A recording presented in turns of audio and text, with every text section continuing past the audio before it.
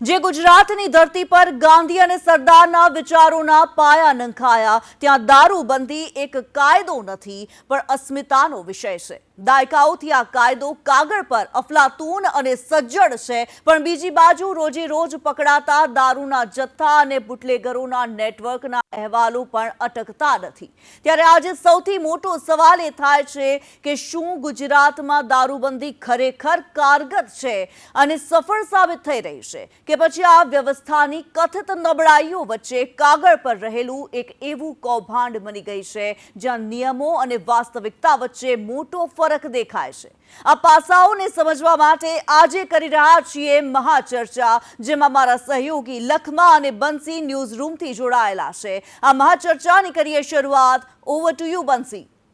જી કિન્નરી, એક મહત્વનો પ્રશ્ન જે વાત કરી આપે કે ગુજરાતમાં દારૂબંધી કારગર કે કૌભાંડ, આ એક મોટો પ્રશ્ન અત્યારે થઈ રહ્યો છે। ભાવનગરની એક વાત તે પ્રશ્ન ઊભો નથી કરતો, પરંતુ 1977થી આ ઘટના એક બાદ એક સામે આવતી રહે છે અને લોકો એક બાદ એક મોતને ભેટતા રહે છે। ભાવનગરમાં દારૂ કૌભાંડ એટલે કે લઠ્ઠાકાંડ પકડાય છે, 9 લોકોના મોત થાય છે, 9 ઘર ઉજળી જાય છે અને અનેક સવાલો થાય છે। શું બુટલેગરોને પકડવા તે કાર્યવાહી વિશ્વસનીય છે? હર વખત આવી કાર્યવાહી થાય છે, બુટલેગરોને છોડી મૂકવામાં આવે છે અને એ જ બુટલેગરો જે છે તે એ જ બુટલેગરો દારૂ વેચે છે અને અનેક લોકો ફરી મોતને ભેટે છે। પોલીસ કર્મીઓને સસ્પેન્ડ કરવામાં આવે છે, પરંતુ શું તેનાથી ન્યાય મળી જશે? આવા અનેક સવાલો છે અને તે જ સવાલ શોધવાનો પ્રયાસ કરીશું, તેને લઈને મહાચર્ચા। જી લખમા। બિલકુલ બંસી, આ કોઈ પહેલો મુદ્દો નથી। ગુજરાત જ્યારે 1960ની અંદર અસ્તિત્વમાં આવ્યો 1 મે, ત્યારે દારૂબંધી કાયદો લાગુ કરવામાં આવ્યો કે ગુજરાતની અંદર ન તો દારૂ વેચવો, ન તો એનો સંગ્રહ કરવો કે ન તો દારૂ પીવો। પણ હવે અસ્તિત્વ એ આ કાયદાનો પણ ઊભો થઈ ગયો છે, કારણ કે તમે જુઓ દારૂબંધીની ધજાગરા અને ખુલ્લેઆમ એના લીરા ઉડતા હોય તેવી ઘટનાઓ એ 1977થી બનતી આવી રહી છે। 1 2 નહીં પરંતુ 5 લઠ્ઠાકાંડ એ આજે ગુજરાતની અંદર થઈ ગયા છે। પહેલાં બોટાદ હતું, અમદાવાદ હતું અને હવે ભાવનગરનો વારો આવ્યો છે। ભાવનગરની અંદર 9 લોકો એ હોમાઈ ગયા છે અને પરિવારોના મારા વિખેડાઈ ગયા છે અને સવાલ કરવામાં આવે છે ત્યારે જવાબ આપવા માટે પણ કોઈ તત્પર ન હોય તે પ્રકારની સ્થિતિ અત્યારે ગુજરાત રાજ્યની અંદર થઈ ગઈ છે। આવા અનેક સવાલો આજે આપણી વચ્ચે છે અને ત્યારે એ તમામ સવાલોના જવાબ પણ આપણે લેવા છે, અભિપ્રાય લોકોના લેવા છે। અલગ અલગ ગેસ્ટ આપણી સાથે જોડાયેલા છે, એનો પણ ઇન્ટ્રો આપણે કરાવી દઈએ ગેસ્ટ પેનલનો, જેમાં ભાજપમાંથી અશ્વિનભાઈ બેંકર છે, કોંગ્રેસમાંથી ચિમનભાઈ ઝીંઝુડ આપણી સાથે જોડાયા છે, મીનાબેન વ્યાસ છે ગૃહિણી આપણી સાથે, ભાવેશભાઈ બારોટ છે એડવોકેટ છે, સાથે જ અંબાલાલ સર આપણી સાથે જોડાઈ ચૂક્યા છે, રિટાયર્ડ અધિકારી છે। અને સૌથી પહેલાં સર સવાલ છે એ હિરણભાઈ સત્તાને થતો હોય છે દર વખતે, અને તમને જ અત્યારે સવાલ કરવો છે કે દારૂબંધી એ ગુજરાતની અંદર 1960થી છે, તે છતાં પણ આજે ખુલ્લેઆમ દારૂ એ આખા જ ગુજરાતની અંદર વેચાય છે અને એ કોઈનાથી અજાણી આ વાત નથી। એ ગલીએ ગલીએ દારૂ વેચાય છે અને હોમ ડિલિવરી પણ અત્યારે દારૂની થઈ રહી છે। કયા પરિબળો જવાબદાર છે અને આને અટકાવવામાં સરકાર નિષ્ફળ છે કે પછી અધિકારી તંત્ર નિષ્ફળ છે? શું માનો છો તમે? લખમાં સૌપ્રથમ તો આ દુઃખદ અને દારૂણ બનાવ બન્યો છે અને એમાં અત્યારે જે લોકોના મૃત્યુ ગયા છે એમને હું સંવેદના અને શ્રદ્ધાંજલિ આપીશ। અનેક લોકો અત્યારે એ બાબતે સારવાર લઈ રહ્યા છે। સરકારનું પ્રથમ કર્તવ્ય છે કે તેઓ લોકોને આ દુઃખદ અને કેમિકલ કાંડ કહીશ આને હું, કે કેમિકલથી જે ઉદ્ભવિત થયેલી પરિસ્થિતિ છે એમાંથી બહાર નીકળવું, એટલે રિહેબિલિટેશનનું કામ ચાલુ છે।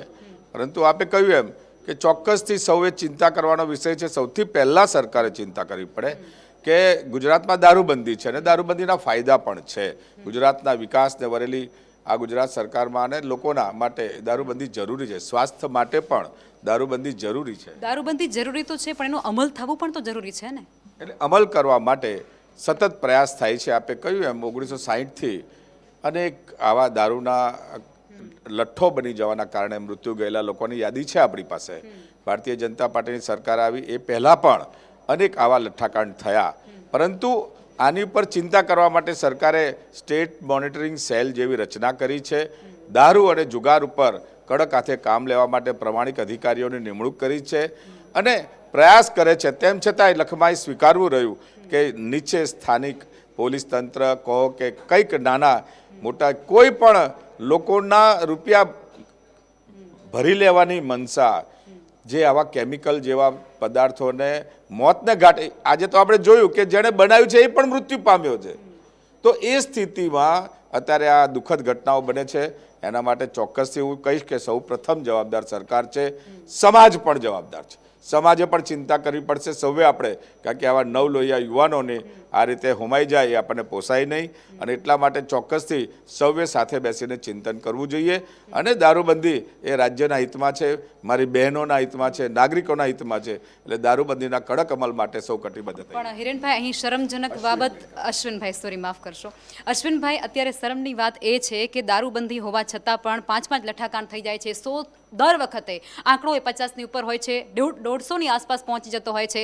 અને સરકાર શું શીખ લે છે, પોલીસ પ્રશાસન શું શીખ લે છે, એ સૌથી મોટો ક્વેશ્ચન બની જાય છે. વિપક્ષ શું કરી રહી છે તેને લઈને પણ આપણે સવાલ પૂછીશું. જે રીતે કહું અશ્વિનભાઈએ કે દારૂબંધીના ફાયદા છે, બરાબર છે, પરંતુ અત્યારે સૌથી વધુ દારૂ ગુજરાતમાં પીવાઈ રહ્યો છે, લઠ્ઠાકાંડ થઈ રહ્યા છે. વિપક્ષ ક્યાં નબળું પડી રહ્યું છે?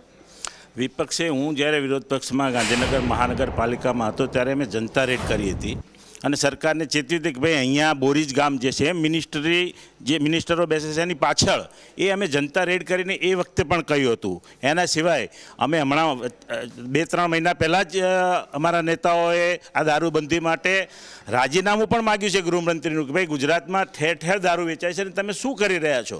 તો વારંવાર કોંગ્રેસે તો હંમેશા ચેતવ્યા છે, એટલે કોંગ્રેસે જનતાના હિતમાં હંમેશા ચેતવ્યા છે, પણ આ લોકો ચેતવા નથી માગતા. કેમ કે અમદાવાદમાં 140 લોકોના જો મૃત્યુ થાય 2009માં, તેમ છતાં પણ આ સરકાર ના જાય. પરંતુ આ ભાવનગરનો લઠ્ઠાકાંડ પણ એસએમસીએ જ પકડ્યો ને, એ લોકો ચેતતા ના હોત તો પછી કેવી રીતે કાર્યવાહી થાત? ત્યારે કોંગ્રેસ કેમ આ બધાને પકડવામાં નબળી પડી? કોંગ્રેસ સરકારમાં નથી બેન, ભારતીય જનતા પાર્ટીની છે સરકારમાં. હું તો માનું છું કે ઉપર સુધી હપ્તા જતા હોય તો જ આ દારૂ આ રીતે વેચાય અને આ રીતે આટલી બધી મોટી ફેક્ટરી હોય. હપ્તાની વાત કરવામાં આવી, હપ્તા રાજ ચાલુ છે.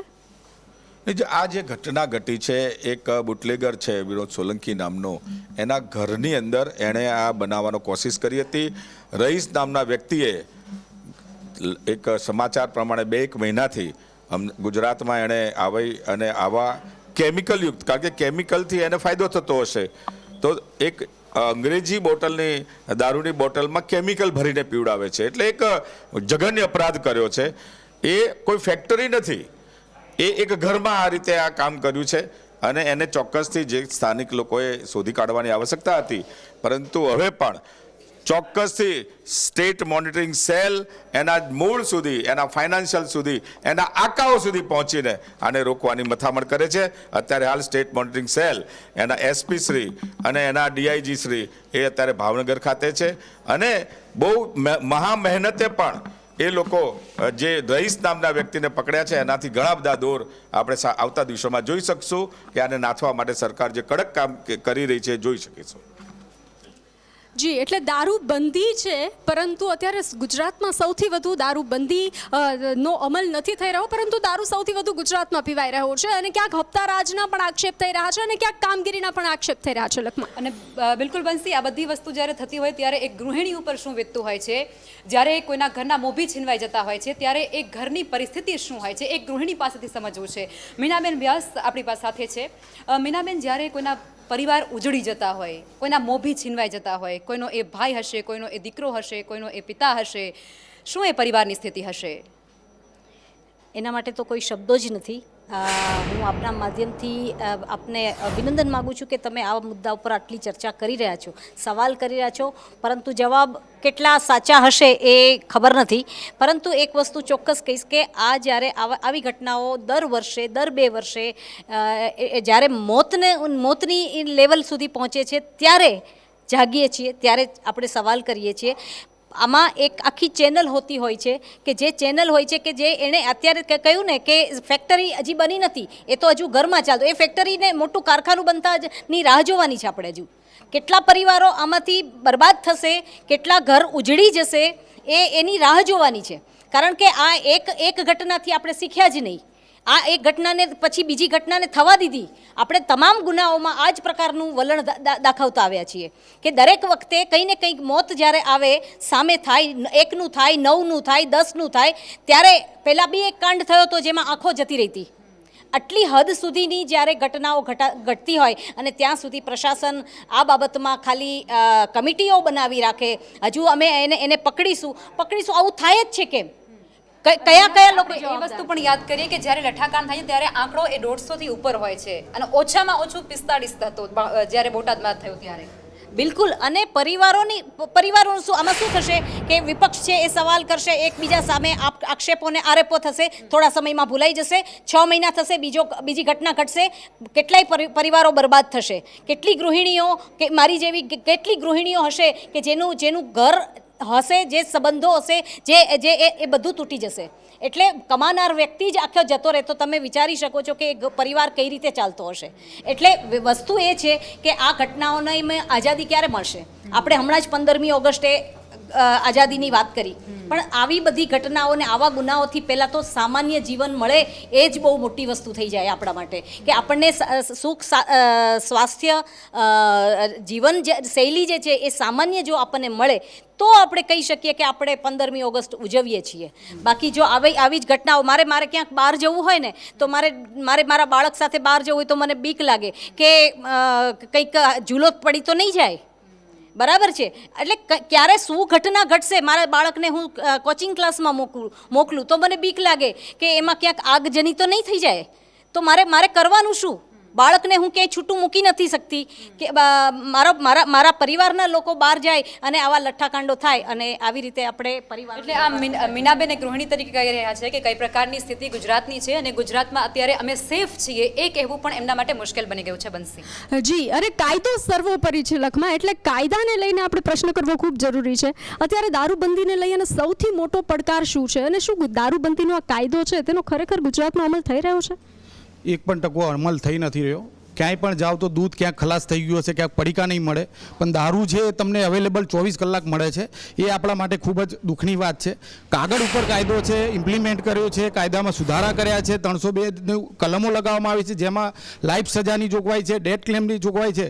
પણ સાહેબે જેમ કીધું હાલમાં મોનિટરિંગ સેલ, તો અગાઉ પણ મોનિટરિંગ સેલ બનાવવામાં આવે છે, પણ એ આપણે ઘડિયાળમાં નાખવાના સેલ જેમ 2 મહિના 3 મહિના પછી એ સેલ બંધ થઈ જાય છે, પછી પાછો આવો કાંડ થાય ત્યારે સેલનું યાદ આવે છે. ક્યાંક ને ક્યાંક આને રોકવા માટે સરકારે કટિબદ્ધ થવું જોઈએ. ક્યાંક ને ક્યાંક હાલમાં જોવામાં આવે તો આ ભાવનગર ખાતે જેટલા પણ અધિકારીઓ અંદર સંડોવાયેલા હતા એમને સસ્પેન્ડ કરવામાં આવ્યા છે. પીઆઈ શ્રીને નહોતા સસ્પેન્ડ કરવામાં આવે, પણ આજે એવો માહિતી મળી કે એમને પણ સસ્પેન્ડ કરવામાં આવેલ છે. પણ સસ્પેન્ડ કરવાથી શું થશે?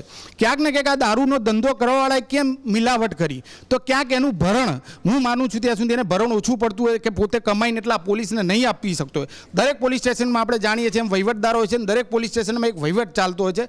એટલે ક્યાંક પોલીસની નજર હેઠળ જ પોલીસને ખબર જ છે કે આ દારૂનો વેપાર કરે છે અને પોલીસ એમાંથી હપ્તા લે છે, એટલે ક્યાંક ને ક્યાંક એ પણ ગુનેગાર છે. એટલે મારી દ્રષ્ટિએ જ્યાં સુધી જો આવા ગુનેગાર પોલીસને પણ સસ્પેન્ડ કરવાથી કોઈ કાર્યવાહી નહીં થાય, આવા ગુનેગાર જેટલા પણ જે 5 જણને કે 7 જણને સસ્પેન્ડ કર્યા છે, એટલે ડીજીપી સાહેબ કે પોલીસ ખાતા એવું માની લીધું કે આમનું ઇન્વોલ્વમેન્ટ છે એટલે એમને સસ્પેન્ડ કરવામાં આવે છે, તો ક્યાંક ને ક્યાંક એમની મદદગારી છે, એમને આ પૈસા પણ લીધા છે, આમાં હપ્તો લીધો છે. એટલે આવા હપ્તા લેનારને પણ ક્યાંય પણ ક્રાઇમમાં કોઈ પણ મદદ કરે છે તો 114 મુજબ મદદગારીમાં એના આરોપી બનાવવામાં આવે છે. તો સમાજમાં એક દાખલો બેસે છે કે ભાઈ તું મારી ગાડી લઈ જાય, શેના માટે લઈ જાય? ખરાબ કામમાં નહીં વાપરે, એટલે આપતા વિચારે છે. એટલે ક્યાંક ને ક્યાંક આ સસ્પેન્ડની પ્રથા બંધ કરવી જોઈએ. હાલમાં જે કોઈ મૃતક મર્યા છે એમના સ્વજનોને આમના જે પગાર છે, આમની જે પ્રોપર્ટી છે, ક્યાંક ને ક્યાંક બુલડોઝરો જોયા, પણ ક્યારે પોલીસ ઉપર આવું થશે? આ લોકોના હપ્તા 5-10 લાખ કે જે બાંધ્યા હશે એમાંથી આ લોકોએ પૈસા આને કેમ પ્રોત્સાહન મળ્યું? ગુજરાત બહારથી માણસ આવીને અહીંયા ગુજરાતમાં કેમ દારૂ બનાવે છે, ત્યાં કેમ ના બનાવ્યો? એટલે ક્યાંક ને ક્યાંક પોલીસનો ડર નથી, કાયદાનો ડર નથી. અને આવા જેટલા પણ પોલીસ અધિકારીના જે અત્યારે સસ્પેન્ડ કર્યા છે એમને આ કામમાં આરોપી બનાવવા જોઈએ. અને હું તો કહું છું સ્વજનોને કે કોર્ટમાં પણ આની અરજી કરો. ક્યાંક ને ક્યાંક એમને હપ્તા લીધા છે અને એમના રહેમ હેઠળ આવો ગુનો ચાલતો હતો, એટલે એમને ખબર છે, એટલે એમનું ઇમ્પ્લિમેન્ટ છે જ કે તમે દારૂ વેચો, અમે બેઠા છીએ, મળશે તો પણ વાંધો નહીં, પણ અમને પૈસા આપો. એટલે ક્યાંક ને ક્યાંક જો આવા અધિકારીઓને સામે સંડોવામાં આવે, એમની સામે ફરિયાદ લોન્ચ કરવામાં આવશે તો આવનારા સમયમાં સમાજમાં દાખલો બેસશે અને પોલીસ અધિકારીઓ આ કરતાં ડરશે અને સમાજમાં દૂષણ અટકશે. જી, એટલે કાયદો કાયદાની રીતે છે, માત્ર કાયદો અત્યારે કાગળ પર છે, પરંતુ અનેક ઘર વિખાઈ રહ્યા છે. કહું ને કે જે રીતે લોકો મરતા હોય તો ભલે મરે, પરંતુ અમને પૈસા, એટલે આમાં ડોમેસ્ટિક વાયલન્સના પણ ઘણા કેસ સામે આવતા હોય છે. તે પણ લખમાં આપણે સામાજિક કાર્યકર પાસેથી જાણીશું. હા, અન્ય ગેસ્ટ પણ જોડાયા છે, એમનો ઇન્ટ્રો પણ કરાવી દઈએ. કાજલબેન ત્રિવેદી આપણી સાથે જોડાયા છે, સામાજિક કાર્યકર છે, અને નિલયભાઈ શાહ જોડાઈ ચૂક્યા છે, જેઓ એક પ્રોફેસર છે. કાજલબેન, સૌથી પહેલાં મારે તમને એ પૂછવું છે કે જ્યારે પણ સમાજની અંદર આવી કોઈ ઘટના ઘટતી હોય છે ત્યારે આપણે પોલીસ છે, અધિકારીઓ છે, સિસ્ટમ છે, સરકાર છે, તેમના પર સવાલ કરતા હોઈએ છીએ, પરંતુ સામાજિક સંસ્થાઓ હોય તેમનું આમાં કેટલું યોગદાન અને એ કઈ રીતે આ બધી વસ્તુઓને અટકાવી શકે? ચલો આપણે માની લઈએ કે સરકાર નિષ્ફળ છે, તંત્ર નિષ્ફળ ગયું છે, આપણી ભૂમિકા શું? સમાજ તરીકે જોવા જઈએ તો સમાજને દૂષણોથી દૂર રહેવું જોઈએ, એના અવેરનેસ કાર્યક્રમો કરવા જોઈએ.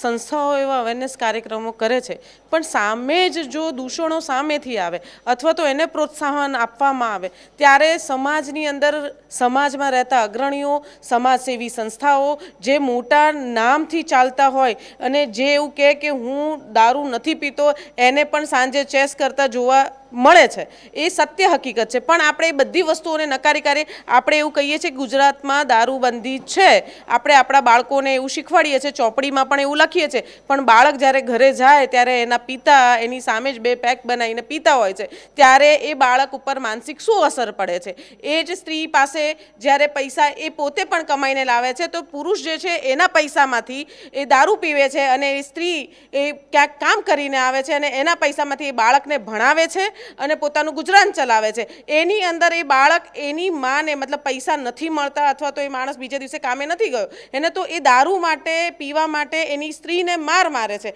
અને એ દૂષણ જે છે એ બાળક એ તકલીફને જોવે છે, એ પીડા જોવે છે, એના ઉપર માનસિક અસર પડે છે, અને પછી એને એવી ખબર પડે છે કે પુરુષને આવી રીતે જીવવું જોઈએ. અને એ જ બાળક ઘણી જગ્યાએ એવું પણ જોશો કે જેના પિતા પીતા હોય એ બાળક દારૂથી દૂર ભાગતો હોય છે, પણ જેને એવી ખબર નથી કે આ કેટલું નુકસાન કરે છે, અથવા તો કોઈને સરળતાથી પૈસા મળી જાય છે અને એનાથી એ નશા તરફ જાય છે, તો એવા બાળકોના લીધે એનો બીજો આવનારું ભવિષ્ય પણ ખાડામાં જાય છે. અને અત્યારે આપણે ભાવિ પેઢીની વાત કરતા હોય તો એમાં ફક્ત દારૂ નથી આવતો, એમાં ડ્રગ્સ પણ આવે છે, એમાં આ ડિજિટલ જે છે એ બધી વસ્તુઓ પણ આવે છે. તો આ બધી જ વસ્તુઓને સરેન્ડર કરાવવું હશે તો સમાજને જાગૃત થવું પડશે. જો સરકાર પાસે એવી જગ્યાઓ છે કે ક્યાંથી પૈસા આવે છે, ભરણ જો એમને ત્યાં મળે છે, તો એમને એવી ખબર છે કે કઈ જગ્યા છે, કયું લોકેશન છે. જો આટલું કેમિકલવાળું પદાર્થ બને છે તો આટલા ઝેરી કેમિકલ એટલા ઇઝી અવેલેબલ કેવી રીતે છે? કઈ જગ્યાએથી એટલા કેમિકલ એટલા ઇઝી અને આટલા જથ્થામાં મળે છે? તમે ક્યારે એવું વિશ્લેષણ કેમ નથી કરતા કે આ કેમિકલ્સ જે છે એ બનાવે છે એ કેવી રીતે લાવે છે? કાળાબજારીનું છે કે એ કેમિકલને પણ બીજા કેમિકલોમાંથી બનાવવામાં આવે છે, એ પણ પ્યોર નથી. એટલે તમે સીધે કોઈ માણસની કિંમત જે છે એ દારૂ કરતા, મતલબ દારૂની જે બોટલ એના કરતાં પણ સસ્તું થઈ ગયું છે, એને કેમિકલ કરતાં પણ એને સસ્તું બનાવી. બધા ઉપરથી આપણે જે પૂર્વજો છે એ આપણને ખૂબ સારી એવી સંસ્કૃતિ આપીને ગયા છે, ખૂબ સારા એવા સંસ્કાર આપીને ગયા છે, પણ આ બધા અત્યારે ક્યાંક આમ નિષ્ફળ જતા હોય એવું તમને નથી લાગતું? એ આખી પ્રણાલી આપણી ક્યાંક ખોરવાઈ ગઈ હોય એવું નથી લાગતું તમને? સમાજ અને સંસ્કાર જે છે, સંસ્કૃતિ છે, એ બધી એકસાથે જોડાયેલી કડીઓ છે. એક કડીને જોડીએ તો જ આપણે માળા જે છે સમાજને સુઘડ પરિવાર અને સમાજ આપી શકશું. પણ અત્યારે એવું છે કે બધાને પોતાનું પર્સનલ એક લાલચ છે, બધાને પોતાના પર્સનલ બેનિફિટ્સ જોવા છે, અને સાથે સાથે પોલીસ જો પૂરું એનું કામ 100% કરશે તો પછી સમાજની અંદર જાગૃતિ આવશે. સરકાર જે છે એ એનું કામ પૂરું કરશે, મતલબ કાયદાઓ ખાલી તમામ જે પ્રશાસન છે એને પોતાનું કામ એ ચોકસાઈથી કરવું, એવું અત્યારે કાજલબેનનું જી, આપણે તે જ લઈને એમ ચૌહાણ સરને વાત કરીશું, જેઓ પૂર્વ આઈપીએસ અધિકારી છે. એક અમુક જે કરપ્શન કરી રહ્યા છે તેને લઈ અને પૂરા જે નોન કરપ્ટ છે તેને પણ લાંછન લાગી રહ્યું છે, અને એક પૂર્વ અધિકારી તરીકે તમે શું કહી રહ્યા છો કે માત્ર સાચે આ દારૂબંધીનો કાયદો કાગળ પર છે? આપે જે છેલ્લું વાક્ય કહ્યું કે દારૂબંધીનો કાયદો કાગળ ઉપર છે, એમાં અહીંયા બેઠેલા લગભગ તમામ જણ સંમત થાય જ છે, અને પ્રજામાં પણ એ જ ઇમ્પ્રેશન છે કે આ કાયદાઓ બધા એને ઇન્ક્લુડિંગ ખાસ કરીને દારૂબંધીનો કાયદો એ કાગળ ઉપર છે. બીજી વાત એ છે કે આપણા સમાજમાં દારૂનું દૂષણ જે છે એ સદીઓથી ચાલતું આવ્યું છે અને એ રાતોરાત ક્યાંય જવાનું નથી. અને જેમ બહેને કહ્યું એમ કે એના માટે પ્રજામાં, સામાજિક સંસ્થાઓમાં એમાં જાગૃતિ લાવવી જરૂર છે. અને મારું તો ત્યાં સુધી એમ માનવું છે કે જો દારૂબંધીને ઇફેક્ટિવલી આપણે એ કરવી હોય તો દરેક પોલીસ સ્ટેશનમાં દારૂબંધીના ટેકામાં, એટલે દારૂ બજારમાં ન મળે એના માટે દરેક પોલીસ સ્ટેશનમાં જે લોકો સ્વયંસેવક તરીકે સેવા આપવા તૈયાર હોય અથવા સરકારને જે યોગ્ય લાગે એ રીતે એની ટીમ બનાવે, જે લોકો દરેક મોહલ્લે ઘરે ઘરે ડેઇલી, ઇફ નોટ ડેઇલી તો વીકલી અથવા દર 15 દિવસે, મહિનામાં 1-2 વખત એ રીતે જઈને એ લોકોને સમજાવે, જે દારૂ પીએ છે એને સમજાવે કે જો પેલો XYZ છે દારૂ પીતો હતો, મરી ગયો, અત્યારે એના ઘરની પરિસ્થિતિ કેવી છે, એટલે તું પણ એવું ઈચ્છે છે કે ભાઈ તારા ઘરની આવી પરિસ્થિતિ થાય. અને સેકન્ડલી બીજું શું છે, કારણ કે દારૂની બંધી છે એટલે બેને કહ્યું એમ કે જે પેલા કેમિકલ્સ જાતના જે આવે છે, હવે જે રીતે રિપોર્ટ મેં આજે સાંભળ્યા કે રોયલ સ્ટેગ નામનો એક જે દારૂની બોટલ આવે છે તેમાં અડધું એ બોટલનું જ રાખ્યું અને અડધું પાછું ઉપરથી સ્પિરિટ ઉમેરી અને એ બોટલો પૂરી કરી. અને હવે તો પહેલાં જે એક શબ્દ બહુ પ્રચલિત હતો, ઇન્ડિયન મેડ ફોરેન લિકર, IMFL, એટલે એના ઉપર બ્રાન્ડ ઉપર સિક્કો એવો માર્યો હોય કે આ દારૂ અમેરિકાનો છે કે ઇંગ્લેન્ડનો છે કે સ્વિટ્ઝરલેન્ડનો છે કે ત્યાંનો છે, પણ એ ખરેખર તો આપણે બાજુમાં જ ક્યાંક નડિયાદો બન્યો હોય કે આપણા અમદાવાદની બાજુના બીજા જે વિભાગ છે ત્યાં બન્યો હોય. એટલે લોકોની જે એક દૂષણ માટેની જે ઘેલછા છે, ઘણાને જુગારની લતો છે, ઘણાને આ રીતે, અને ઘણા લોકો આજે મેં એક મજૂરનો ઇન્ટરવ્યૂ સાંભળ્યો. હવે એ મજૂર હતો પણ એના વચ્ચે 2-4 ઇંગ્લિશ વાક્યો બોલે, મને લાગ્યું આ તો બહુ એજ્યુકેટેડ માણસ છે. એટલે કહેવાનો મતલબ એ છે કે એજ્યુકેટેડ માણસો પણ, કારણ કે સમાજમાં બેકારી છે અને બેકારીની સાથે સાથે બીજા પણ ઘણા નુકસાનો છે, એટલે એ લોકો પછી આ નશા તરફ અને એ તરફ વળી જાય છે. એટલે માત્ર બેકાર લોકો જ દારૂ પીએ છે એવો કહેવાનો મતલબ નથી. ઇવન સારા મોભાદાર લોકો પણ દારૂ પીએ છે, અને દારૂમાં તો જેમને ખબર છે એમને કરોડો રૂપિયામાં એક બોટલ મળે એવા દારૂ પણ અત્યારે મળે છે એમ. એટલે કહેવાનો મતલબ એ છે કે આ છે માણસની જે અંદરની જે ઈચ્છાઓ છે અને કેમ એન્ટરટેઇન પોતાને જાતને કરવી એ એની સાથે સંબંધ છે. એટલે ટૂંકમાં સમાજમાં જાગૃતિ આવવી જોઈએ, સાથે સાથે એના જે, અને દારૂ ગુજરાતમાં ચાલે છે એને સાથે સાથે પેરેલલ ઇકોનોમી છે, જે હપ્તાઓ છે એ પોલીસ પાસે જાય છે, પોલીસમાંથી સારા પોસ્ટિંગ મેળવવા માટે રાજકીય એમના જે કોઈ લાગતા MLA MP મિનિસ્ટર હોય ત્યાં સુધી જાય છે, છેલ્લે ચૂંટણીના ફંડમાં પણ જાય છે. એટલે કાયદાની સાથે સાથે અત્યારે સમાજ સુધારાની પણ ખૂબ જરૂર છે. અને આ જ મુદ્દે જેનઝી શું કહી રહ્યા છે લખમાં જાણીશું. બિલકુલ બંસી, આ બધા વચ્ચે જેનઝી એ ન માત્ર ગુજરાત પરંતુ ભારતની એક મોટી વસ્તી છે, અને દારૂબંધીને જ્યારે આ પ્રકારની ઘટનાઓ અવારનવાર ઘટતી હોય ત્યારે જેનઝી શું કહી રહ્યા છે, એમનો મત શું છે એ પણ જાણવો છે. સુઝાન આપણી સાથે છે. સુઝાન, દારૂબંધી છે ખરી, શું માનો છો આપ? દારૂબંધીના મોટા કાયદા તો ગુજરાતમાં જોવા મળી રહ્યા છે, બટ એકચ્યુઅલી દારૂબંધીના જો કાયદા હોય તો દારૂ અહીંયા મળે છે ક્યાંથી? દમણમાં સ્ટુડન્ટ્સ જાય છે વેકેશન ઉપર તો ત્યાં દારૂ લાવે છે ક્યાંથી? અને સ્પેસિફિકલી જો ઇન્ટરનેશનલ યુનિવર્સિટીઝ છે, પ્રાઇવેટ યુનિવર્સિટીઝ છે, ત્યાં સ્ટુડન્ટ્સને ઇઝીલી દારૂ મળી રહે છે, તો તેના સંચાલકો શું એકચ્યુઅલી આ કાયદાનું પાલન કરી રહ્યા છે ખરા? મારા જેનઝી તરીકે સવાલો છે સત્તાને કે જો ભારતનું ભવિષ્ય છે જેનઝી, તો ત્યાં યુનિવર્સિટીમાં અને કોલેજમાં દારૂ કેવી રીતે મળી રહે છે ઇઝીલી? તો એમને, કારણ કે જેનઝીસ જો ભારતનું ભવિષ્ય હોય અને ભારતનું ભવિષ્ય છે આગામી ભારત માટે, તો એમને જો આ દારૂના લતમાં પડી જશે તો એમનું ભવિષ્યના આગળનું શું, આપણી ભારતનું ભૂમિનું શું? તો મારો એક જ છે કે ભાઈ યુનિવર્સિટીના સંચાલકો, કોલેજો, પ્રોફેસર્સો આ બધાએ ધ્યાન રાખવું પડશે કે સ્ટુડન્ટ્સ પાસે દારૂની લત છોડ ઇફ છે એમને, તો એમને પ્રોપર ગાઈડ કરવામાં આવે કે દારૂ ન લે. અને પહેલી વાત તો કે દારૂ આવવો જ ન જોઈએ યુનિવર્સિટી કોલેજ લેવલે, કે ઇઝીલી દારૂ કેમ મળી રહે છે એમને. તો આ બધી વસ્તુ જે યુનિવર્સિટીના મેનેજમેન્ટે જોવાની રહેશે. અને સ્પેસિફિકલી માતા પિતા જે અત્યારે દારૂ એ સ્ટુડન્ટ્સ એટલા માટે ચડી રહ્યું છે કે એમને પ્રોપર ગાઈડન્સ નથી મળતું, તો માતા પિતા, પ્રોફેસર્સો અને જેટલા પણ એમના ગાઈડ કરે છે, એ લોકો પ્રોપર ગાઈડ કરે ને સ્પેસિફિકલી એ પણ દારૂનું સેવન ન કરતા હોય, તો એની માટે છે કે ભાઈ દારૂ ન મળવો જોઈએ એમને. અને જેનઝી છે એમને એટલું સમજાવવામાં પ્રોફેસર્સો અને માતા પિતાથી આવે કે દારૂનું સેવન ફ્યુચરમાં ના કરે, અને જેનઝીએ પણ સમજવું જોઈએ કે અમે ભારતનું ભવિષ્ય છીએ, તો અમે પણ દારૂનું સેવન ના કરીએ. એટલે સુઝાન કહી રહ્યા છે કે પ્રોફેસરની આમાં ભૂમિકા શું હશે, તો બનશે આપણે એ પણ જવાબ મળી લઈએ આજે. દારૂબંધી અને અર્થતંત્ર, એટલે દારૂબંધીનો કાયદો અર્થતંત્ર ઉપર અત્યારે ગુજરાતમાં નફો કે નુકસાન? દારૂ છે એ તો સમાજ અને ગુજરાત કે કોઈ પણ વ્યક્તિ માટે નુકસાન જ છે, બરાબર છે. કેમ કે આ જ વસ્તુ માની લો કોઈ ડ્રગ્સમાં મરી ગયો તો તમે મને સવાલ પૂછો કે ભાઈ ડ્રગ્સ છે એ નફો છે કે નુકસાન છે? એ નુકસાન જ છે.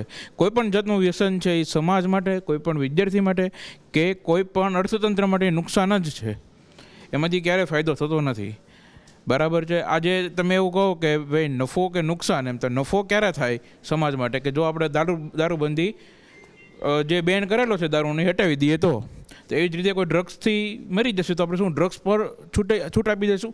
ના, દારૂ અથવા ડ્રગ્સ કોઈ પણ આ જે વસ્તુઓ છે એની પર ક્યારેય પણ છૂટછાટ ના આવી જોઈએ.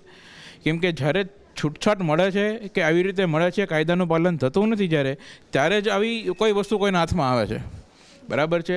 જો આ જે કાયદાનો વ્યવસ્થાનું પાલન કરવું છે ને એ જવાબદારી પોલીસની છે કે ભાઈ કોઈ પણ સમાજમાં કાયદો અને વ્યવસ્થા છે જળવાઈ રહે. જો પોલીસ એનું કામ બહુ સંપૂર્ણ રીતે કરે, બરાબર છે, તો આ વસ્તુ છે કોઈ વિદ્યાર્થીને શું કોઈના પણ ઘરના અંદર પણ ના જાય, બરાબર છે. એટલે આમાં મહત્ત્વની ભૂમિકા પોલીસની છે કે અને જો કોઈ દાખલો બેસાડવો હોય તો જે કલમ, બરાબર, જે ગુનો, જે ગુનેગાર પાસે તમે જે સજા આપો એ જ સજા પોલીસને થવી જોઈએ. ચર્ચા એ યથાવત રાખવાની હતી, એટલા માટે તમામ ગેસ્ટ આપણી સાથે જોડાયેલા છે અને એક વખત આપણે તમામના મંતવ્ય લઈ લીધા છે. આગળ વધવું છે, બીજેપી ગેસ્ટ આપણી સાથે જોડાયેલા છે, તેમની પાસેથી અશ્વિનભાઈ એ જાણવું છે કે આ વખતે આ ઘટના ઘટી છે, હવે આવનારા દિવસોમાં આવી કોઈ ઘટના ન ઘટે અને આખી જ આ સિસ્ટમની અંદર ક્યાં ભૂલ થઈ, કોણ જવાબદાર છે, કેવા પ્રકારના પગલાં લેવાયા, એનું આખું જ સચોટ આખું બધું લોકોને સુધી પહોંચાડવામાં આવશે. જવાબદારી કોની હતી, ક્યાં ચૂક થઈ છે, ક્યાં ભૂલ થઈ છે, ક્યાં ત્રુટિ રહી ગઈ છે, એ બધો જ ખુલાસો થશે ખરો?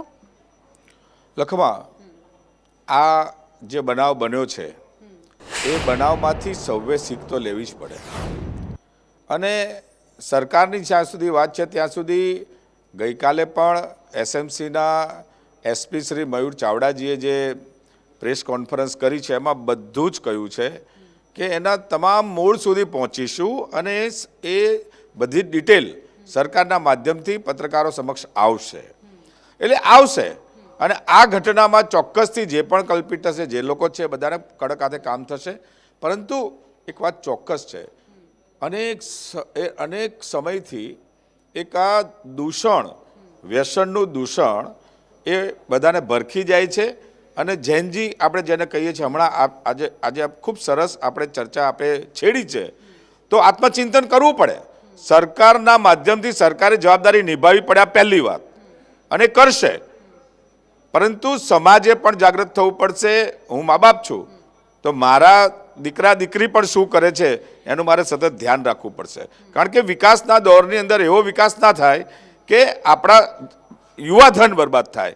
ચિંતા છે. હું આપના ડાયસ પરથી જ્યારે આટલી સરસ ચર્ચા છેડે છે તો કહું છું કે ડ્રગ્સ સુધી પણ વાત આવી છે અને ડ્રગ્સ પણ આપણે રોકવું પડશે, પણ એકલી સરકાર નહીં રોકી શકે. સરકારના અનેક પ્રમાણિક અધિકારીઓ ખૂબ પ્રયત્ન કરે છે. બિલકુલ બિલકુલ. શું કહેશો આ મુદ્દે? સૌથી મોટી વાત કે ભારતીય જનતા પાર્ટીની સરકાર છે ત્યાં સુધી કોઈ દિવસ આ દૂષણ મટશે નહીં. કેમ? તમને સરસ દાખલો આપું. મુખ્યમંત્રીના વિસ્તારમાં દારૂ વેચાતો હતો, એનું સ્ટ્રિંગ ઓપરેશન કરવામાં આવ્યું. જે વ્યક્તિએ સ્ટ્રિંગ ઓપરેશન કર્યું એની સામે બુટલેગરે કેસ કર્યો અને એને જેલમાં મૂકવામાં આવ્યો. એટલે તમે વિચાર કરો કે સરકારનો હાથ એના ઉપર છે, બુટલેગર ઉપર. એક મિનિટ, સરકારનો હાથ બુટલેગર પર છે. અશ્વિનભાઈ, સાચી વાત છે એકદમ. આ વાત કરવી બેબુનિયાદ છે. કારણ કે જ્યારે કોઈ પણ બુટલેગર પર એફઆઈઆર થાય ત્યારે એની હિસ્ટ્રી પ્રમાણે એને જેલમાં જવું પડે છે. એફઆઈઆર નથી થઈ. જે વ્યક્તિએ સ્ટ્રિંગ કર્યું સોશિયલ મીડિયાના વ્યક્તિએ એની પર બુટલેગર કેસ કઈ રીતે થાય? ભાઈ થયું છે. તમે વિચાર તો કરો, સરકારનો હાથ હોય તો બધું થયું. આ આક્ષેપો છે. અરે એમને તમને પરંતુ લાઈવ તંત્ર બતાવવામાં આવે છે જો તંત્ર કેવી રીતે કામ કરે છે તમને કહું. દારૂ વેચાય છે તો તમારે આક્ષેપ કરવા છે. એવું થયું અશ્વિનભાઈ, જો આક્ષેપ આવી જોઈએ ભારતીય જનતા પાર્ટીને મુખ્યમંત્રીના વિસ્તારમાં દારૂ વેચાય અને જે સ્ટિંગ ઓપરેશન કરે એની ઉપર તમે કેસ કરો એટલે તમને શરમ જેવું છે કે નહીં ભારતીય જનતા હવે પાર્ટીને? શરમની વાત છે. જ્યારે લોકો જ્યારે મરતા હોય હવે ત્યારે એક તમે બે સારી મિનિટ સાંભળવાની વાતો ના કરો, સાંભળવાની Action લો. શક્તિ રાખો. તમે ભાવનગરના એસપીને કેમ જો સસ્પેન્ડ નથી કર્યા? શરમ ક્યારે આવે? ભાઈ, સાંભળો તો શરમ ખરા. બિલકુલ તમે એકલા બોલશો. મુખ્યમંત્રીના વિસ્તારમાં દારૂ વેચાય. પ્લીઝ પ્લીઝ શરમ ત્યારે આવે કે જ્યારે લતીફ જેવા બુટલેગરને અરે લતીફને છૂટો જવાબ આપે. સાહેબ 140 તમે હવે વચ્ચે નહીં બોલો. અત્યારે 9 લોકો તમે શેરી કરો ને શરમ તમે. ત્યારે આવે કે જેને રાજ્યાશ્રય મળે. તમે તો નેહરુજી બતાવશે ચિમનભાઈ એમણે. પ્લીઝ આપણે સાંભળી લઈએ. વાત Chimanbhai please. Bharatiya Janata Gumrah party. નહીં કરી શકો. મેં અગાઉ કહ્યું તમારી સરકારની બી જવાબદારી હતી, અમારી સરકારની અરે સાહેબ, જવાબદારી 33 છે. વર્ષથી તમે છો સાંભળો, અહીંયા. તમને 33 અધિકાર વર્ષ નથી. થયા. 33 તમને વર્ષથી લતીફ ફીફા જેવા ખાઓ છો તમે. લોકોને 33 તમારા વર્ષથી મુખ્યમંત્રીના દારૂબંધીની તમને બંગલા ખબર પર નથી તમે કે આશ્રય આપતા દારૂબંધી હતા. ગુજરાતમાં છે. રાજ્યાશ્રય તમે આપતા સરકારમાં હતા. શું કરો છો? સવાલ શું આ છે, છો? તમારી કુંભકર્ણની મનસા જેમ. નથી, અમારી મનસા છે કે કંઈક કરવું અરે પડશે. મનસા હોત તો નવ કંઈક લોકોના કરવું મૃત્યુ પડશે. આજે ના થાત. અને એના માટે પ્રયાસ થાય છે. પ્રયાસ થવાની અમારી નેમ છે. બાકી 5 જગ્યાએ ચૂંટાય એ બુટલેગરને તમે અરે સાહેબ, ભૂતકાળને જવા દો. 30 વર્ષથી તમે છો ગુજરાતમાં, 30 વર્ષથી ગુડાણા છો. ચર્ચા થાય છે સાહેબ, ત્યારે 30 વર્ષ રાજકારણ ના કરીએ. આ રાજકારણનો વિષય નથી. બિલકુલ ચિમનભાઈ અશ્વિનભાઈ પ્લીઝ. જી કોઈ ચિમનભાઈ, અશ્વિનભાઈ, વાંધો નહીં. please. આપણે જવાબ લઈ લઈએ. ચિમનભાઈ, અત્યારે તમે સરકાર પક્ષ પર જે શાસક પક્ષ પર અત્યારે તમે આરોપ લગાવો છો, અત્યારે કોંગ્રેસ સત્તા પક્ષમાં હોત તો શું હોત? કોંગ્રેસ સત્તા પક્ષમાં હોત તો 100% રાજીનામા અગાઉ ભૂતકાળમાં જ્યારે કોંગ્રેસની સરકાર હતી ત્યારે સેન્ટ્રલના મિનિસ્ટરોએ રાજીનામા આપ્યા છે એની જવાબદારી સ્વીકારીને. આજે ગૃહમંત્રી આપે રાજીનામું છે તાકાત એમનામાં? કોંગ્રેસે જેટલી પણ વાર જ્યારે પણ કોઈ કાંડ બન્યો ત્યારે હંમેશા મંત્રીઓએ રાજીનામા આપ્યા છે. અને ધારો કે રેલવેનો કાંડ, રેલવેમાં ખાલી એક દુર્ઘટના થઈ હોય તો એમાં મંત્રીઓએ રાજીનામા આપ્યા છે. આપી શકે ભારતીય ચિમનભાઈ જનતા પ્લીઝ, આપણે પાર્ટી. સવાલ કરીએ ત્યારે આપણે જવાબ પણ મેળવવો જોઈએ. અશ્વિનભાઈ પ્લીઝ આપની વાત એક 1973માં અને ત્યાર પછી અનેક વાર 1985 સુધી અનેક લોકો આ લઠ્ઠાકાંડમાં મૃત્યુ ગયા છે. તે વખતે તો એમણે રાજીનામા આપ્યા નહોતા. અત્યારે રાજીનામાનો પ્રશ્ન ચોક્કસથી કરી શકાય, પરંતુ આ વાત અત્યારે જે ચર્ચા થઈ, અનેક સારા લોકોએ વિષય મૂક્યો છે. એકલા હાથે આ વાતને નહીં રોકી શકીએ. આ તો દારૂ છે, કાલ ડ્રગ્સ, આ બધા વિષયો સમાજને તોડવાવાળા છે. અશ્વિનભાઈ, સવાલ એટલા માટે થાય કે 30 વર્ષ તમને આપ્યા હોય તે છતાં પણ જો આજ દિવસ એ ગૃહિણીને જોવાનું રહે, એ સામાજિક કાર્યકરને જોવાનું રહે, એ આખા સમુદાયને જોવાનું રહે, તો પછી એ સવાલ માત્ર એક વ્યક્તિનો કઈ રીતે હોઈ શકે? હું એટલે જ કહું છું કે આ સમસ્યાને જે આપણે લાર્જ અર્થમાં જોઈએ તો સરકાર એકલી આ સમસ્યાને પૂર્ણ કરવા માટે સક્ષમ નથી, કારણ કે આ સામાજિક સમસ્યા બી છે અને અનેકવિધ રીતે આના આપણે અલગ અલગ એંગલ લઈશું તો ડ્રગ્સ છે. અરે ભણેલો ગણેલો યુવાન ડ્રગ્સ શા માટે લે? તો આ બધી બાબત સમાજના અને આપણા સૌના વ્યવહારનો વિષય બને છે ને એકલા હાથે આ કામ નહીં થાય, આપણે બધાએ કરવું પડશે. ઓકે એટલે બંસી, આ બધા વચ્ચે આપણે ગૃહિણી પાસેથી એ સમજવું છે કે જી આપણે ગૃહિણી પાસે તો જઈશું, પરંતુ આ વાત ઉપરથી મને એક વાત યાદ આવી કે સૌથી વધારે આપે જે કીધું કે દારૂબંધી માત્ર કાગળ પર છે, કાયદાની વાત કરીએ આપણે, આ સ્થિતિમાં સૌથી વધારે પરેશાન સ્ત્રી થાય છે. એટલે તેને લઈને પણ કાયદાની વાત કરીએ કે આવી કોઈ સ્ત્રી ડોમેસ્ટિક વાયોલન્સની આવી અનેક ઘટનાઓ સામે આવે છે. ઘરમાં દારૂ પીવાય છે, સ્ત્રી સાથે મારપીટ કરવામાં આવે છે, આમાં બાળકો પીડાય છે. તો આમાં જે સ્ત્રી છે તેને શું ખરેખર ન્યાય મળે છે? ન્યાયની વાત કરી તો હાલમાં ન્યાયની પરિસ્થિતિ એવી છે કે ઘણા લોટ ઓફ કેસો પેન્ડિંગ છે અને ક્યાંક ને ક્યાંક ઘણા કેસોમાં ન્યાય મળે એ પહેલાં તો માણસનું અસ્તિત્વ નથી રહેતું. એટલે કેસોનો ભરાવો ફૂલ છે અને ક્યાંક ને ક્યાંક માણસ દારૂ પીવે છે, દારૂ પીને લેડીઝને નહીં ઘણીવાર તો બાળકોને મારે છે ને ઘણા મર્ડર પણ થયેલા છે કે એને ખબર જ નથી કે શું કરી રહ્યો છે. એટલે ક્યાંક ને ક્યાંક સાહેબે એવું કીધું કે ચલો આપણે ડ્રગ્સની વાત કરો, દારૂની, હું તો એ બધી વાત જ છોડો. પરમ દિવસે આપણે ડિબેટ કરી કે ભાઈ ખાવામાં આજે આપણે છોકરી મરી ગઈ કાલે, હવે તમે સમજો ખાવા જેવી વસ્તુ, ફ્રૂટ જેવી વસ્તુ, દૂધ જેવી વસ્તુ, તો તમે શું તમારા છોકરાને શું આપશો? આપતા પહેલાં તમે 5000ની વસ્તુ લાવો તો બકા તું ખા, એક હું આ બાજુ ડૉક્ટર બેસાડું, તું ખા, અને કંઈ ના થાય એના માટે મારે ડૉક્ટર કિલોમીટર વેઇટિંગમાં રાખવો પડે એ સ્થિતિ છે આ સરકારની. પરમ દિવસે આપણે ડિબેટ કરી ખાદ્ય ફૂડમાં નાની બેબી મરી ગઈ, એની પહેલાં આપણે ઓલા તેલ મળ્યા, ઘી મળ્યું. હવે તમે ખાશો શું? છેલ્લે વોટરમિલન ડુપ્લિકેટ આવે જો એનાથી વિશેષ કફોડી સ્થિતિ ગુજરાતમાં કંઈ ના આવી શકે. સરકારે જો ખરેખર બંધ કરવું હોય તો એન્ટી કરપ્શન બ્યુરોનો જે નંબર લાગ્યો છે કે ભાઈ આ તમારે કોઈ કમ્પ્લેન હોય તો આ નંબર પર જાંચ કરવી, એમ પ્રોહિબિશન માટે પણ જો કોઈ નંબર જાંચ કરવામાં આવે.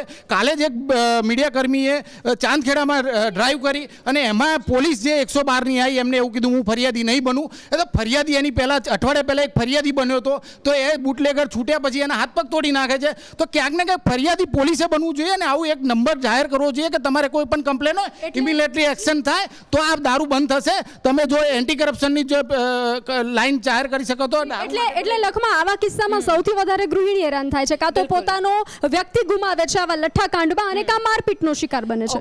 બિલકુલ બંસી, પણ જ્યારે પણ મીનાબેન જ્યારે પણ આવી કોઈ મુદ્દો આવતો હોય ત્યારે આપણે સત્તા પક્ષે વિપક્ષને સવાલ કરીએ ત્યારે એ એક ડિબેટ એટલે કે એક ભયંકર સ્થિતિ એમાં સાબિત થઈ જાય છે કે અમે નથી કર્યું, તમે નથી કર્યું. પણ આ બધા વચ્ચે બીજેપીના પ્રવક્તા અશ્વિનભાઈ તો એવું કહી રહ્યા છે કે ભાઈ અમારાથી એકલાથી કંઈ નહીં થાય. હવે તમે ખોબલે ને ખોબલે મત એમને આપ્યા છે ચોક્કસ, પણ તમારે સાથ હજુ એમને આપવો પડશે. જો પહેલી વસ્તુ તો એ છે ક્લેપ કરું.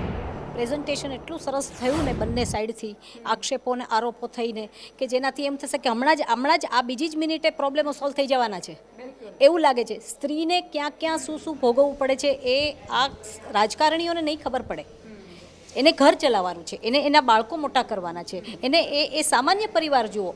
હવે દારૂ વસ્તુ એવી છે, ડ્રિંક છે એ શોખથી પીવાય છે, દારૂ મજબૂરીમાં પીવાય છે, જેના અનેક કારણો છે. યુવાનો પીવે છે તો એના અનેક કારણો છે. કાં તો બેકારીના લીધે પીએ છે, કાં તો એક્ઝામિનેશનમાં પેપરો ફૂટે તો પીએ છે, કાં તો મરી જાય છે. મેન્ટલ હેલ્થની આખી પથારી ફરી ગઈ છે એવું દેખાય છે. કારણ કે સ્ત્રીઓ ઘરમાં રહી અને કેટલી જગ્યાએ સંભાળશે. ફ્રૂટ ખવડાવે બાળકને તો એ નકલી, દૂધ નકલી, ઘી નકલી, તેલ નકલી. તો ઘરનું ખાવાનું પણ હવે કંઈ વિશ્વાસપાત્ર નથી રહ્યું. એટલે કઈ વસ્તુઓમાં તમે સામાન્ય જીવન શોધો અને ક્યાં મળે? ક્યાંય નથી મળતું. કારણ કે સ્ત્રીઓને તો પુરુષ જ્યારે આવે દારૂ પીને આવે એટલે મારપીટ કરે, એટલે એમાં પણ એને પીસાવાનું છે. એટલે બધી રીતે જ્યારે સ્ત્રી પીસાતી હોય ત્યારે આ પ્રકારના રાજકારણ નહીં. જ્યાં થયું છે એક ઘટના ઘટી છે એની બરાબર જાંચ થવી જોઈએ. જેટલા જે એ પોલીસ ડિપાર્ટમેન્ટમાં તપાસ થવી જોઈએ. કેટલાને ડિસમિસ કર્યા, ત્યાં કેટલાને ડિસમિસ કરે ને એ થયું જ કેવી રીતે? માત્ર નાના અધિકારીઓને BPI સમાજ ઉપર છોડી દેવું કે સમાજને પણ આમાં સમાજ શું કરે? એક નાના ઘરમાં નાની જગ્યામાં અંદર શરૂઆત થાય છે ત્યાં સુધી પોલીસ ડિપાર્ટમેન્ટની આંખ ખુલતી નથી. એ લોકો અહીંયા આવીને, કારણ કે ગુનેગારોને પૂરેપૂરી આઝાદી છે ગુનો કરવાની, અને બંધાઈને એ લોકો રહે છે કે જે વિક્ટમ છે, જે લોકોને સહન કરવાનું છે એ લોકો ડરીને રહે છે. ગુનેગારોને કોઈ ડર નથી. એ લોકો દારૂ વેચે છે, બહોળા પ્રમાણમાં વેચે છે, અને જ્યારે કાંડ થાય છે ને ત્યારે એ જેટલો બી દારૂ વેચાયો હોય એનાથી બમણી રીતે એ ક્વોન્ટિટીમાં વેચાય છે. અને બુટલેગરોને કેટલાને પકડ્યા તમે? હા, એટલે દાખલારૂપ કાર્યવાહી ક્યારેય કરવામાં નથી આવતી. માત્ર 2 દિવસ પૂરતી એ કાર્યવાહી સીમિત થઈ જાય છે. એક દિવસ લઠ્ઠાકાંડ થાય છે, 8 દિવસ સુધી આખા જ રાજ્યની અંદર ડ્રાઈવ ચલાવવામાં આવશે, અલગ અલગ ટીમો બની જશે, પણ પાછળથી શું એની એ પરિસ્થિતિ બનશે. ચૌહાણ સર, એની એ પરિસ્થિતિ એટલે વારંવાર લઠ્ઠાકાંડ આવે છે, લોકો જીવ ગુમાવે છે. પૂર્વ અધિકારી તરીકે આમાં તંત્રની ક્યાં નિષ્ફળતા તમને દેખાણી? પૂર્વ અધિકારી તરીકે તો સાચી વાત છે, હું જણાવીશ.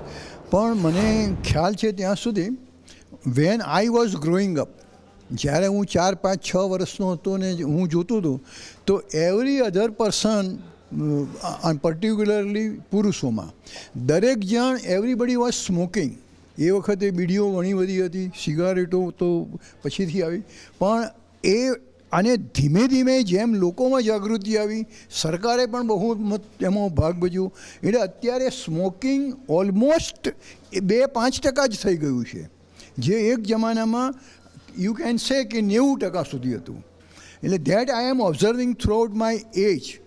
ઇન ધી સેમ વે જો સરકાર પોતે પ્રયત્નો કરે, સામાજિક સંસ્થાઓ એમાં સાથે જોડાય અને સજ્જન માણસો વ્યક્તિઓ એમાં જોડાય તો દારૂબંધી પણ સફળ થઈ શકે છે. But at the same time, at this point of time, આજની તારીખમાં સરકાર ભાજપની હોય, કોંગ્રેસની હોય, આપણા સમગ્ર દેશમાં દારૂબંધી નથી અને ક્યારેય નહોતી. અને વર્લ્ડમાં પણ દારૂબંધી ઘણા દેશોમાં, અમુક જ દેશોમાં છે, મોટાભાગના દેશોમાં નથી. એટલે કે એ દારૂનો વાંક છે એવું નથી. જે વાંક છે એ સમાજનો છે અને એને દારૂ પીવો કે નહીં, એટલે ટુ માય માઇન્ડ આને આપણું ગુજરાત એ દારૂબંધીના કારણે ઘણી બધી સરકારી આવક ગુમાવે છે. અને મેં કહ્યું એમ ગુમાવે છે પણ એટલે એ પ્રાઇવેટ વ્યક્તિઓના ગજવામાં જાય છે. પેલું જો દારૂબંધીને દૂર કરવામાં આવે તો એ સરકારમાં જાય અને એ બીજા વિકાસના કામોમાં વાપરી શકાય, એક વસ્તુ. અને બીજું, જ્યારે when everything is under the control of government તો દે વિલ સર્ટિફાઈ ઇટ. આજે તમે દવાનું એક 2 રૂપિયાની ગોળી તમે લેવા જશો માથાના દુખાવાની તો પણ એના ઉપર એનો જ્યારે જથ્થો જ્યારે બહાર પડે ત્યારે એના ઉપર એનું ટેસ્ટિંગ થાય છે, એના ઉપર સરકારનું સર્ટિફિકેટ આવે છે અને ધેન ઓનલી ઇટ રીચીસ યુ. તો એ રીતે જો દારૂબંધી નાબૂદ થઈ જાય અને દારૂ બજારમાં જે રીતે બીજા રાજ્યોમાં મળે છે અને આપણે ગુજરાતમાં પણ ધીમે ધીમે છૂટ થવા માંડી છે. ગિફ્ટ સિટી આજે કંઈ સમાચાર હતા, પોરબંદરમાં પણ કંઈ છૂટ આપી છે ને લાઈક દેટ. તો એ જે આવક એની, એટલે પહેલી વસ્તુ એ કે સરકારે સર્ટિફાઈડ કર્યું છે તો it will become more reliable. અને આવા જે કાંડ બને છે, લઠ્ઠાકાંડ, તમે જોશો જ્યાં દારૂબંધી નથી ત્યાં લઠ્ઠાકાંડ થાય તો છે. બંસી, અત્યારે અંબાલાલ સર સમાજની એક વાત કરી રહ્યા છે. સમાજ એનું પ્રમાણ ઓછું છે કહેવાનો મતલબ મારો. જી, આજ મુદ્દે સામાજિક સમાજ માટે તમે એક વસ્તુ ઉચ્ચારી છે ત્યારે આપણે અને સામાજિક જે અગ્રણી સાથે પણ વાત કરી મેં છે. દાખલા તરીકે વાત કરી કે અમે જ્યારે when I was growing up એ વખતે લોકોમાં આપણે જેને કહેવાય કે અક્ષર જ્ઞાન ભણવાનું એનું પ્રમાણ પણ ઘણું ઓછું હતું. માત્ર 2, 5, 10% લોકો જ ભણેલા હતા. અત્યારે 70-80% લોકો ભણેલા છે. વાત આવે ત્યારે સર એ પણ જાણવું છે કે અત્યારે યુવાનો એ કયા માર્ગ પર જઈ રહ્યા છે અને જો આ રીતે યુવાનો આ જ માર્ગ પર ચાલશે તો પછી આવનારું ભવિષ્ય એ ભારત અને ગુજરાતનું શું હશે? અત્યારે સમાજ સુધારાની બધા વાત કરવા સમાજ અમને સાથ આપે પણ જ્યારે આ બધા લોકોના જે ફંડ્સ આવે છે જે ચૂંટણીમાં વપરાય છે અને જે પૈસા પોલીસના ખાતાઓમાં જાય છે કે પોલીસને ભરણ પેટે આપવામાં આવે છે ત્યારે સમાજ ક્યાં જાય છે? સમાજના ડેવલપમેન્ટ માટે એ લોકો શું કરે છે? અત્યારે આ સરે પણ કીધું કે સરકાર જો દારૂબંધી જે છે એ હટાવી દે તો સરકારને ટેક્સીસ વધારે મળે, ટેક્સમાં ફાયદો થાય અને પાછો વિકાસ થાય. વિકાસ દેશનો થશે, રાજ્યનો થશે, પણ જે જગ્યા પર જે લોકોને અસર કરી રહી છે એનો વિકાસ ક્યાં થશે? એના માટે શું કરવામાં આવશે? એના માટે શું સ્કીમ રાખવામાં આવશે? એટલે પહેલાં તમે દારૂ પીવો અને તમારા ફેફસા બગાડો કે તમારું શરીર બગાડો, તમે મરી જાઓ, એના પછી સરકાર કદાચ 2 લાખનું ભરણ આપી દે. આ જે છે આ સિસ્ટમ આ લાવ્યા કરતાં બીજી બધી વસ્તુ ઘણી બધી જે છે હટાવવાની જરૂર છે. અને અવેરનેસના નામ પર જેટલા મોટા બેડ બોનર જે છે એ સરકારના નેતાઓના લાગે છે એટલા જ જે છે એ આ વ્યસનો હટાવવાના લાગવા જોઈએ. જી, એટલે જે રીતે દારૂબંધી હટાવવાની જે રીતે સરે વાત કરી તેને લઈ અને અર્થતંત્રને કેટલી અસર થાય અને શું મતલબ તે વાતને લઈને તમે શું કહો છો? સરે જે દારૂબંધી હટાવવાની વાત કરી તો એવી જ રીતે તો ડ્રગ્સ પણ મળવું જોઈએ, લીગલાઇઝ કરી દો, છૂટથી વેચો, સરકારને એમાં પણ ફાયદો થશે. સરકાર એના પૈસાથી ઘણું બનાવી શકશે, એમાં તો વધારે નફો છે. તો જેમ સાહેબે કીધું એમ દવા છે એ ચેક કરીને સર્ટિફાઈડ થઈને આવે છે. એટલે અર્થતંત્રમાં કેટલી અર્થતંત્રમાં તો એવું છે કે આજે ફોર એક્ઝામ્પલ કે હમણાં સાહેબે જે વાત કરી કે ભાઈ દવા જે છે બરાબર, તો હમણાં તો 1 વર્ષ પહેલાં તો આવી રીતે સિરપમાં પણ દારૂનો આવી રીતે આવો જ કાંડ આવ્યો હતો બરાબર છે. તો એનું સર્ટિફિકેશન ગવર્મેન્ટ કેમ નથી કર્યું એમ બરાબર? જી, હવે આ જ વાતને લઈ જેનઝી શું કહી રહ્યા છે? બિલકુલ, આ જે કાયદો અત્યારે અમલમાં છે એના વિશે તમારે શું કહેવું છે? શું એમાં કોઈ સુધારા વધારા કરવાની જરૂર છે કે પછી જેસે તેની સ્થિતિ રહેશે? સ્થિતિ તો આ જ રહેવાની છે, સ્થિતિમાં કંઈ ચેન્જ થવાનો નથી. અને રાજકારણીઓ એકબીજાની ઉપર આરોપ મૂકે છે, પણ જેનજી અત્યારે જે સત્તામાં છે એ પક્ષને સવાલ કાયમ માટે કરશે કે તમે સત્તામાં છો તો તમે શું કર્યું, રાઈટ. હવે અત્યારે આ ડિબેટ થાય છે, ડિબેટ પછી બધું કમ્પ્લીટ પૂરું થઈ જશે, પણ આની ઉપર કેટલા પછી પગલાં લેવાશે એ પણ સત્તાને જ પૂછવામાં આવશે. કંઈક થાય છે અને પછી સત્તા કંઈક કરે છે, કંઈક પ્રોબ્લેમ આવે અને પછી સત્તા કંઈક કહેવા આવી જાય, એ કંઈ યોગ્ય નથી. અમારો વિકસિત દેશ બનવાનો છે 2047માં, એવું અત્યારની સત્તાધારીઓ કહે છે, તો વિકસિત કેવી રીતે બનશે? કંઈક પ્રોબ્લેમ આવે છે અને પછી એની પર આક્ષેપ કરવામાં આવે છે, એ તો બરાબર છે નહીં. જે પહેલાં થવાનું છે, યુવાનો ધન છે ગુજરાત પાસે, તો યુવા ધનને સહી માર્ગે લઈ જાય. એમાં હું ઓનલી સત્તા પક્ષને નથી કહેતી, પણ બધા લોકોને કહું છું, પણ સત્તા પક્ષનો પણ એટલો છે કે દારૂ વેચાય જ કેવી રીતે ગુજરાતમાં, રાઈટ. કારણ કે દારૂબંધી છે તો પેપરમાં છે, તો થાય કંઈક પછી જેન્સી ઉઠાવે, પેપર લીક થાય અને પછી જેન્સી કંઈક ઉઠાવે અને પછી પૂરું થાય, એવું ના થાય. એટલા માટે પહેલેથી જ પ્રોબ્લેમ હોય તો એનું પહેલેથી જ તમે પ્રોટોકોલ લઈ શકો છો. જી, એટલે આપણે આ જ વાતને લઈને પૂછી લઈએ કે અત્યારે જે ઘટનાઓ સામે આવી રહી છે તેને રોકવા માટે આગામી 30 દિવસમાં સરકારે કયું નક્કર પગલું ભરવું જોઈએ? ટૂંકમાં જવાબ જોઈએ છે. સરકારે જેટલા પણ ભેળસેળ જેણે કરી છે, જેણે આ વસ્તુ કરી છે અને જેને પણ સરકાર ગુનેગાર ગણે એની સાથે જે પણ અધિકારીઓએ એમાં સાથ સહકાર આપ્યો એને પણ સરકાર જ ગુનેગાર ગણવા જોઈએ. એક જેન્ઝી તરીકે તમે શું કહો છો, સરકારે કયા નક્કર પગલાં ભરવા જોઈએ 30 દિવસમાં? સરકારે નક્કર પગલાં ભરવા જોઈએ. અત્યારે જે મતલબ દારૂમાં પકડાણા છે લઠ્ઠાકાંડમાં, એમને સજા થવી જોઈએ પ્રોપર. તો જ હવે જે કંઈક નવું આવું કંઈ કરવાનું વિચારશે ને તો વિચારશે કે ના અમને સજા થશે. એની માટે નક્કર પગલાં અત્યારથી જ લેવા જોઈએ સરકારે. આક્ષેપો ન કરવા જોઈએ આમ હતું ને તેમ હતું. અત્યારથી પગલાં લેવાનું સ્ટાર્ટ કરી દો, તમારી પાસે સત્તા છે. જી, આગામી 30 દિવસમાં કેવા પગલાં લેવા જોઈએ? આગામી 30 દિવસમાં સરકારે એક તો આ જે બનાવ જે બન્યો છે એની પૂરેપૂરી વિગતો જાહેર કરવી જોઈએ, નંબર 1.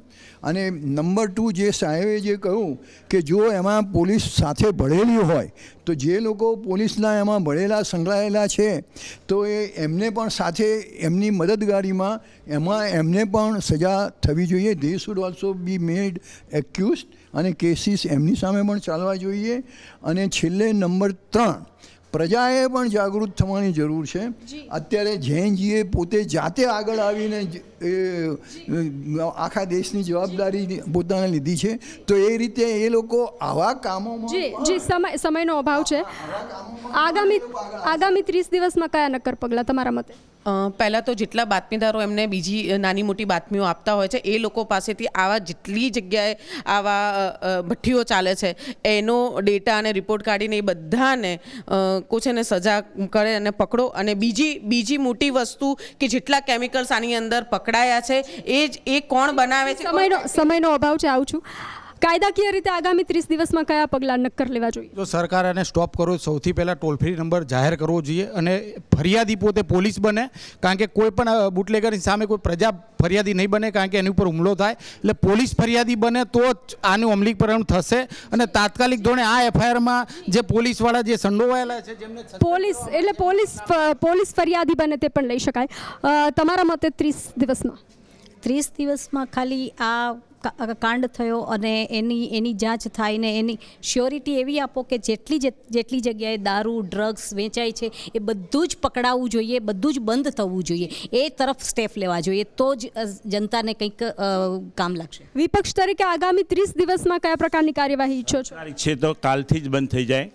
બોર્ડર ઉપર જેની પોસ્ટિંગ કરવામાં આવે છે એના રેટ બોલાતા હોય છે, એટલે સરકારને ખબર જ છે કે ક્યાંથી દારૂ આવે છે ને કેવી રીતે આવે છે. એટલે જો સરકાર ઈચ્છે ને, આપણે લાઇસન્સ ના હોય ને, તમે જોજો પોલીસવાળો સામે ઊભો છે ને તરત આપણને સાઈડ કરશે, બિલકુલ. એટલે પોલીસને બધી ખબર છે, સરકારને ખબર છે. જો એની માનસિકતા હોય, તૈયારી હોય તો કાલથી બંધ થઈ જાય. 30 સેકન્ડમાં આપ શું કહેશો? સરકારની તો કટિબદ્ધતા છે.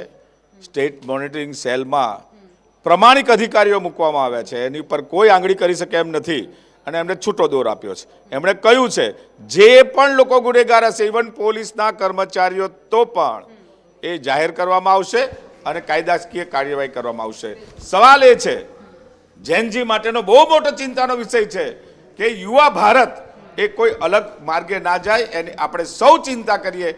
તમે આજે આ કાર્યક્રમ રાખ્યો છે એનો અંતિમ વાત તો એ જ હોઈ શકે કે આવા બનાવો ન બને, યુવાધન બરબાદ ના થાય, એનું સામૂહિક જવાબદારી લઈએ. પણ એ ધ્યાન પણ આપણે જ લેવી પડશે. એટલે બંસી, અત્યારે ખૂબ અનુભવી પેનલ આપણી સાથે જોડાયેલી હતી અને એમના પાસેથી આપણે જાણ્યું છે કે આગામી દિવસોમાં શું કરવું જોઈએ, શું થવું જોઈએ અને જો કંઈ નહીં થાય તો કઈ પ્રકારની સ્થિતિ આખા ગુજરાતની અંદર થવાની છે.